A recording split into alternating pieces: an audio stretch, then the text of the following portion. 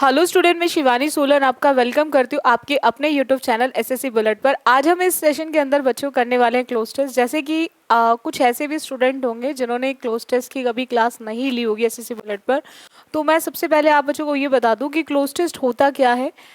अगर हम cloze test की बात करें, क्लोज टेस्ट आपका एक इनकम्प्लीट पैराग्राफ होता है बच्चों। क्लोज टेस्ट जो होता है वो आपका एक इनकम्प्लीट पैराग्राफ होता है। आपने बहुत बार देखा होगा पैराग्राफ आपको ब्लैंक फॉर्म में दिया होता है और हर एक ब्लैंक के लिए नीचे 4 ऑप्शंस गिवन होते हैं। जो पैराग्राफ आपका इनकम्प्लीट है उसे हमें क्या बनाना है? कंप्लीट। अब कंप्लीट बनाने के लिए बहुत सारे स्टूडेंट्स को डाउट होता है कि हमें ग्रामर की ज़रूरत होगी या फिर वोकैब पार्ट की। तो आप ध्यान रखेंगे, हमें उनको कंप्लीट बनाने के लिए दोनों की ज़रूरत होती है, वोकैब की भी और ग्रामर की भी। लेकिन इन दोनों में सबसे ज़्यादा जो ज़रूरत होती है वो ग्रामर पार्ट की होती है। अगर आपके एग्जाम में 5 क्वेश्चंस आ रहे हैं क्लोज टेस्ट पे, तो आप देखेंगे डायरेक्टली 3 क्वेश्चंस ग्रामर बेस्ड होंगे मिनिमम, एंड मैक्सिमम कभी कभी 4 भी आ जाते हैं। और वोकैब की बात करें तो minimum 1 and maximum 2 vocab based होता है। अगर हम बात करें क्लोज टेस्ट की किस तरह से करेंगे, तो आज हम बहुत ही इंपॉर्टेंट क्लोज टेस्ट करने वाले हैं। सीजीएल मेंस का ही क्लोज टेस्ट है ये, जो 3/2/2022 में पूछा गया है। स्टार्ट करते हैं। क्लोज टेस्ट के लिए आपको हर एक पॉइंट को रीड करना बहुत ज़रूरी है। आप जब भी क्लोज टेस्ट को करें तो पैराग्राफ को विद ऑप्शंस जरूर रीड करते हुए चलें। अगर हम बात करें कि the air has become very dirty in dash parts of the world, हवा जो है बहुत ज़्यादा क्या हो गई है? डर्टी हो गई है। ठीक है, अब बात कर रहे हैं किस में? वर्ल्ड के बहुत सारे भागों में, बहुत सारे पार्ट्स में। अब पार्ट में क्या लग रहा है? एस। और जब भी आपको एस और एस मिलता है किसी भी नाउन में, ठीक है, तो इट मीन्स वहां पर बात होती है मोर देन वन की, यानी कि प्लूरल की बात की जाती है। अब प्लूरल के केस में आप ध्यान रखेंगे एवरी का यूज नहीं हो सकता, बिकॉज एवरी जो है वो सिंगुलर को बताता है। एनी का भी यूज नहीं हो सकता, और मच का यूज हम वहां करते हैं जहां आपका अनकाउंटेबल होता है। और नाउन में एस और एस वही लगता है जब हमारा नाउन काउंटेबल होता है। एक है तो पार्ट और एक से ज़्यादा है तो पार्ट्स, और एक से ज़्यादा वही चीज़ें होती है जिन्हें हम गिन सकते हैं 1 2 3 की फॉर्म में, और जो चीज़ें काउंट हो सकती हैं वो लेकर आएंगी आपके मैनी को। जब भी आप एक से ज़्यादा काउंटेबल की बात करते हैं तो वहाँ पर आप यूज़ करेंगे मैनी को। नेक्स्ट आते हैं। आफ्टर दैट उसने बोला है कि this is of course dash to your health. अब वो हार्मफुल है, वेस्टफुल है, यूजफुल है या हेल्पफुल है। अगर हम बात करें यूजफुल की और हेल्पफुल की, ये दोनों ही आपके पॉजिटिव वर्ड्स हैं, ये दोनों ही आपके पॉजिटिव वर्ड्स हैं। और हम डर्टी एयर की बात कर रहे हैं, और वो आपकी हेल्थ के लिए कभी भी पॉजिटिव तो नहीं हो सकती, पॉजिटिव तो नहीं हो सकती। आपकी उसको मदद करेगी हेल्थ को, आप उसके लिए लाभदायक होगी। पॉजिटिव वर्ड नहीं आएगा, नेगेटिव वर्ड आएगा। अब वेस्टफुल वो चीज़ होती है जो हम कर रहे हैं, लेकिन जब कोई चीज़ हमें हमारी हेल्थ को कर रही है तो वो क्या करेगी? हानि पहुंचाने की बात कर रहे हैं, तो हानि पहुंचाने के लिए हम लोग क्या लिखेंगे? हार्मफुल।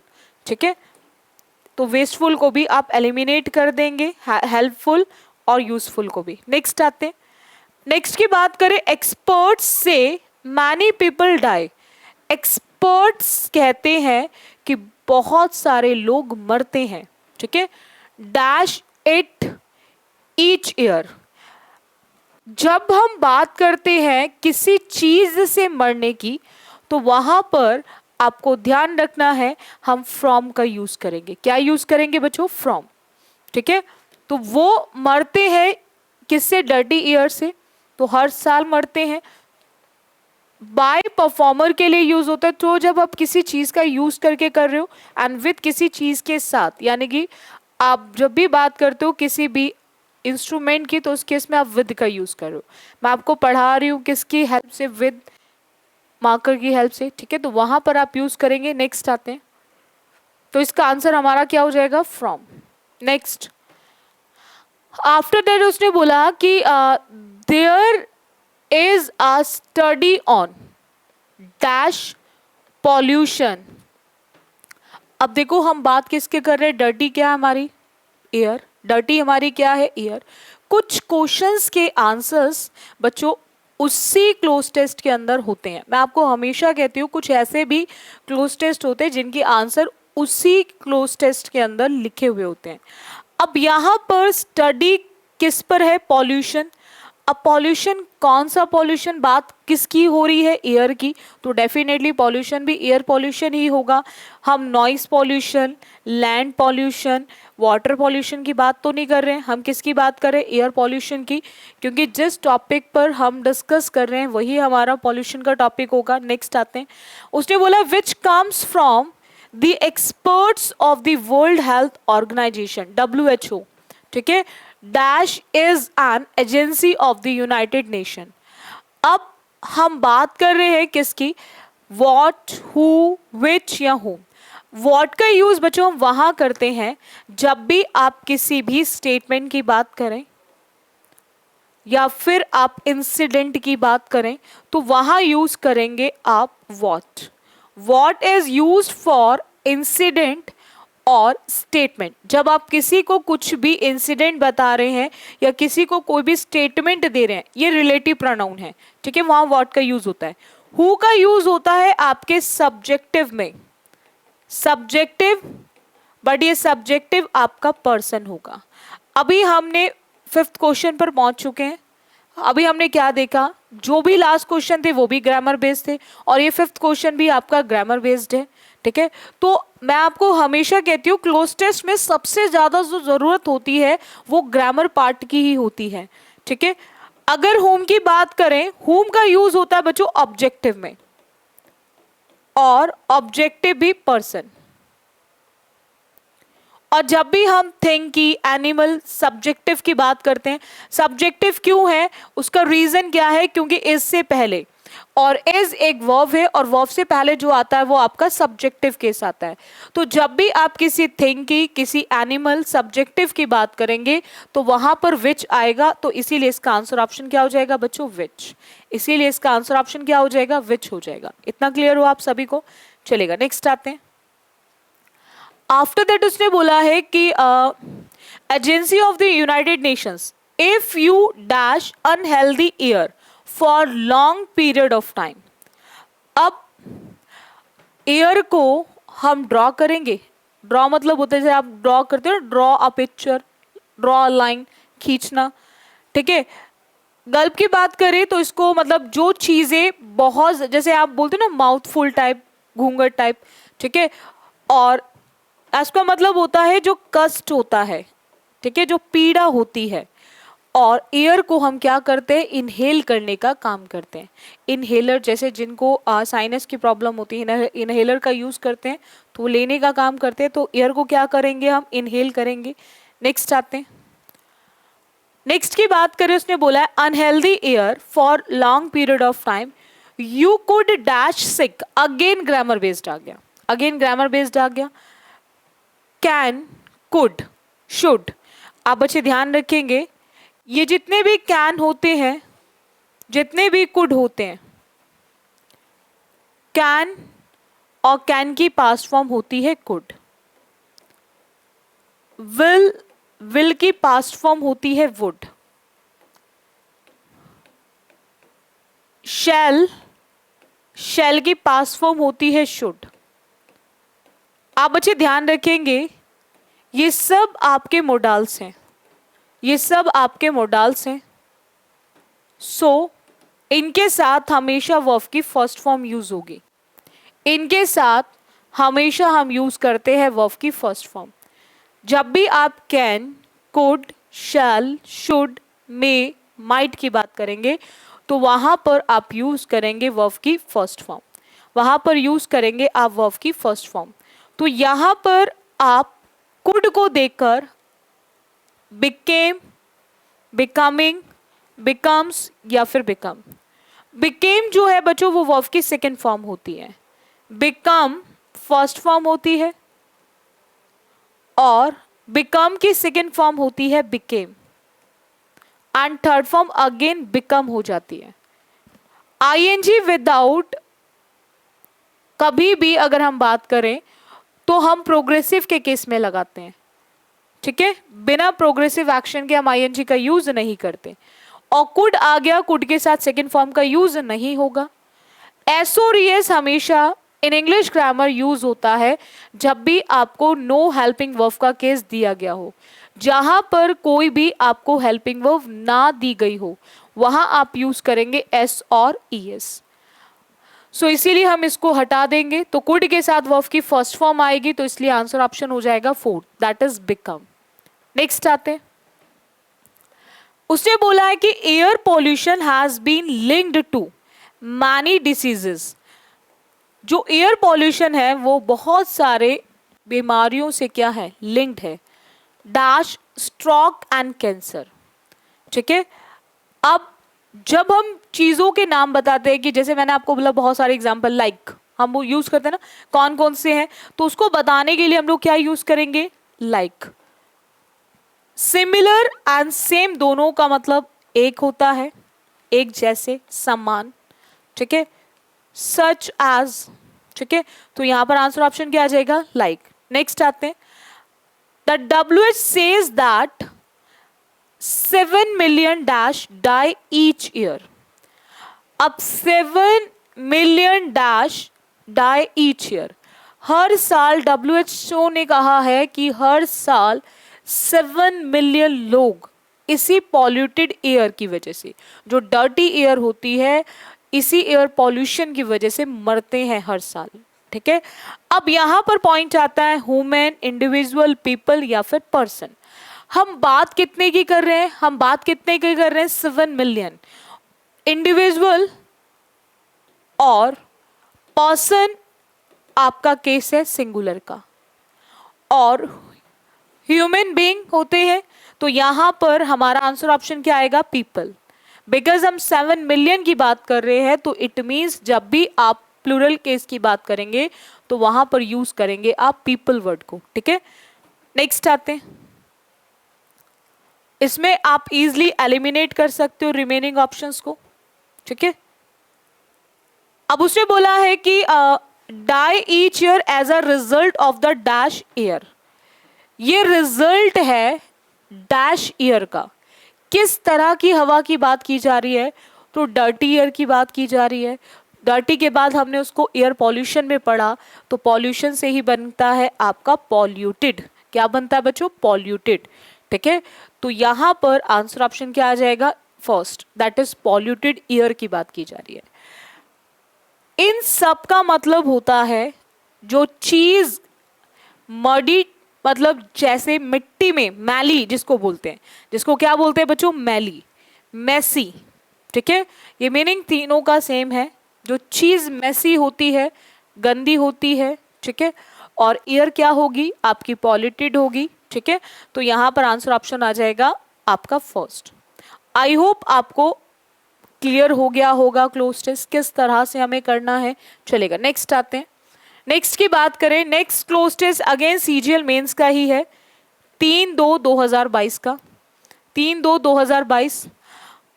अच्छा, राजस्थान वाली साइड की बात अगर हम करें तो जैसलमेर की बात हो रही है। सैटरडे में आपने देखा होगा वो टिड्डियों का झुंड सा निकला था, उसी से रिलेटेड ये आपका पैराग्राफ दे रखा है।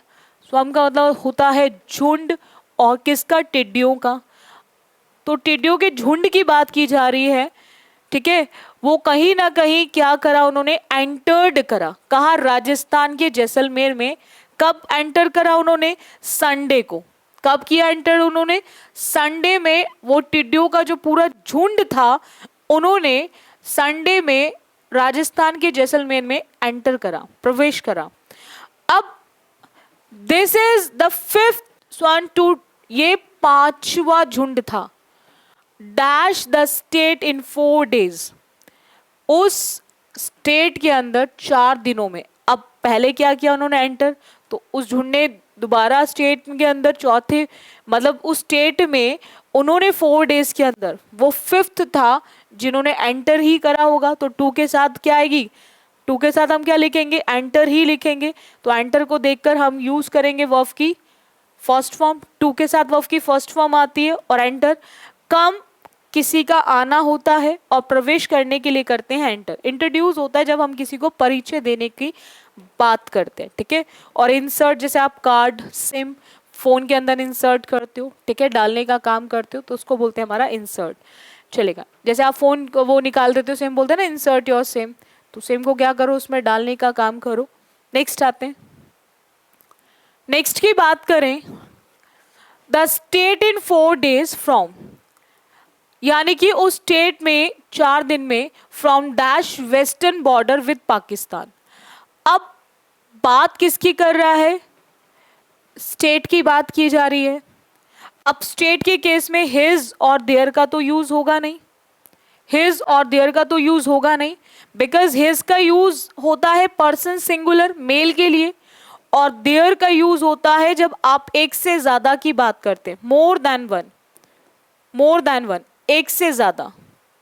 तो यहां पर हम सिंगल उसकी बात कर रहे हैं, स्टेट की बात कर रहे हैं, तो सिंगल स्टेट के केस में अब इट्स या इट, तो इट आपका सब्जेक्टिव होता है और इट आपका ऑब्जेक्टिव भी होता है।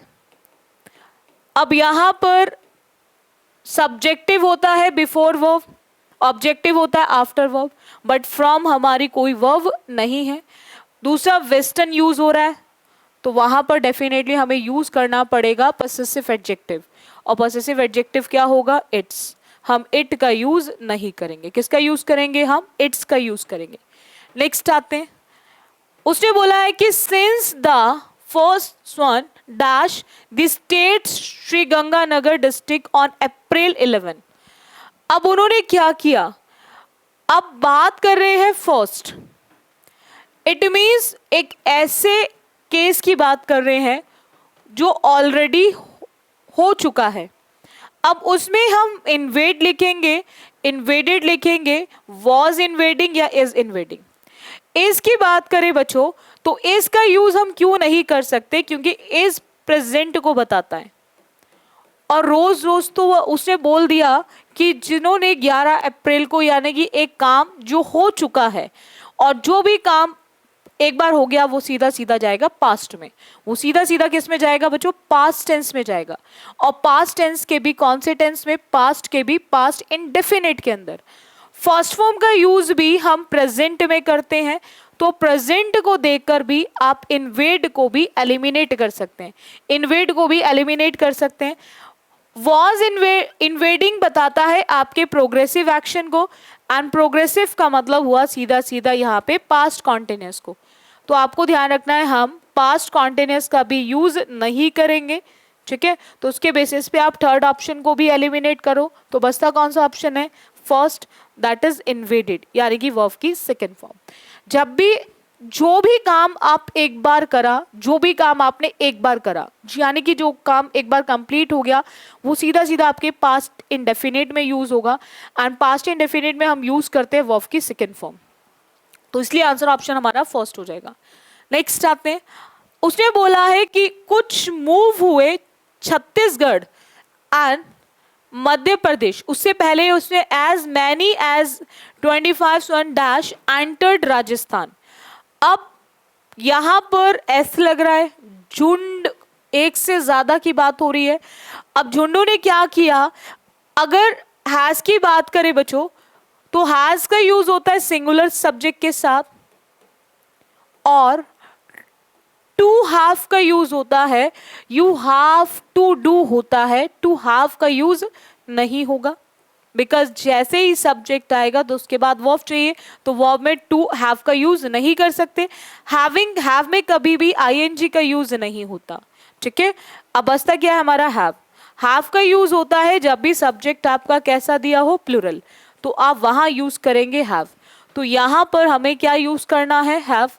नेक्स्ट आते, आफ्टर दैट उसने बोला है कि some songs moved to the Chhattisgarh and Madhya Pradesh dash which agricultural departments issued advisories to farmers asking them to be high alert।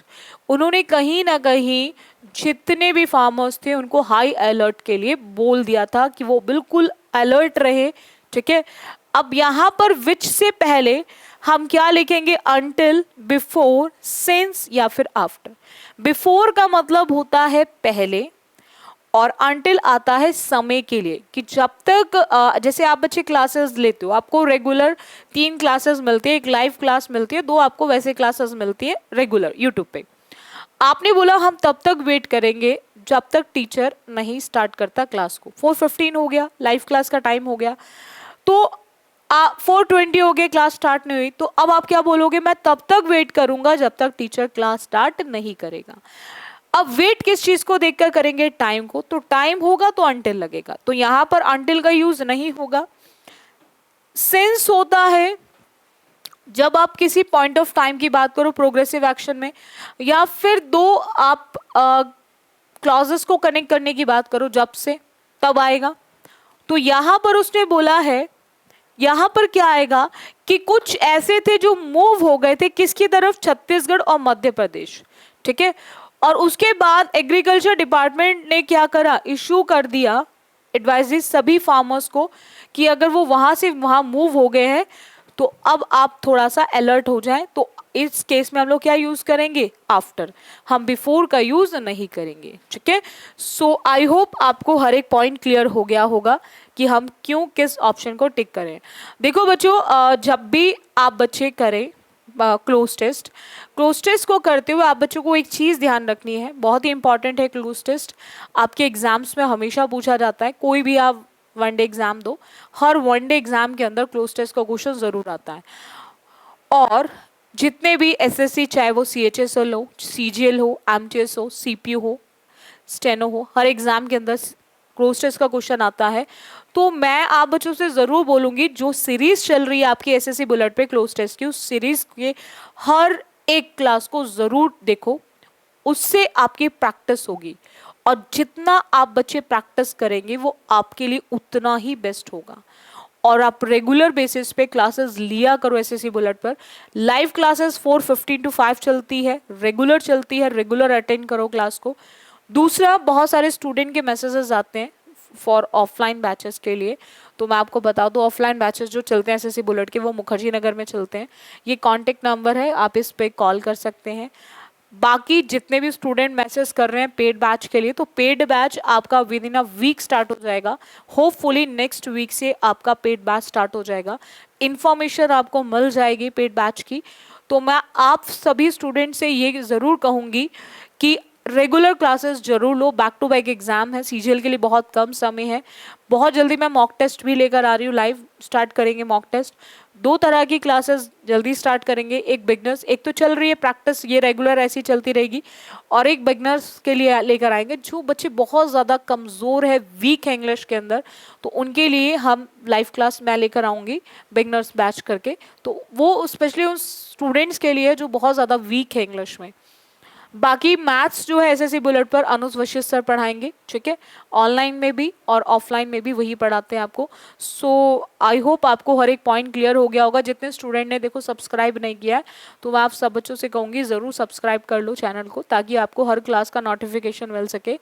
And और अगर सेशन जैसे अच्छा लगता है, जो भी क्लास अच्छी लगती है, उसको लाइक और शेयर कर दिया करो, ताकि मैक्सिमम स्टूडेंट्स उसको अटेंड कर सके। सो आज के लिए तरह के, so thank you student for this session. बाकी करते हैं हम नेक्स्ट क्लास में।